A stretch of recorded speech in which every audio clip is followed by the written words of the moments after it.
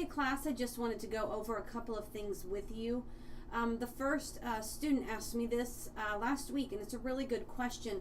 Now, you're not allowed to use first person in this paper. That's, I, me, we, our. Any first person pronoun you don't want to use along with you. Make sure you're not using you because that's second person. But there's something called a collective first person, and you can use that. And what that is if you say we as a nation, our society, you're meaning, a lot, like a whole lot. So that would be called a collective first person, and that is okay to use.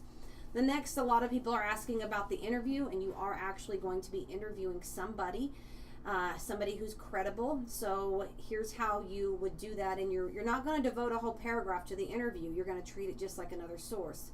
So let's say that I was interviewing, I'll just use myself for an example.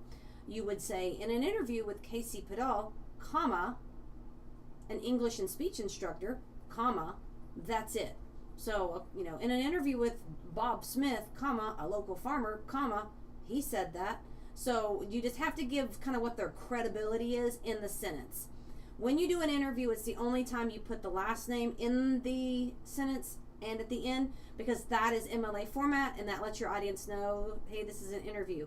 So, Casey Padal, comma, English and speech instructor, comma, said that English is good, parentheses, Padal, in parentheses, period. So in the sentence and at the end in the parentheses. And a lot of you are asking me how to cite it. And this website right here, the Al Purdue, let me make me smaller. The Al Purdue this is your textbook. So this is going to show you how to cite everything. So you go to the online writing lab, MLA. And so you can look here, other common sources, interview, last name, first name, personal interview, period, and the date. Probably the most simplistic one. There's no title. So it's all the information that you're going to need to be able to properly cite things are in this website. So just search around with it. And so make sure you have that. Make sure that you are making the changes that I noted in your intro. Make sure that you are implementing those changes. Many of you are, and you are emailing me revised copies, and you are really working with me, and I highly appreciate that. So just keep doing that, and then we're going to work on our paper this week. So if you have questions, let me know.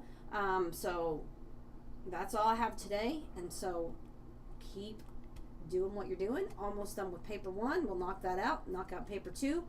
Paper 2 will be easier, faster, because you'll get to write about the side that you actually want to write about. And then you already know how to do all this, so we knock that out a lot faster.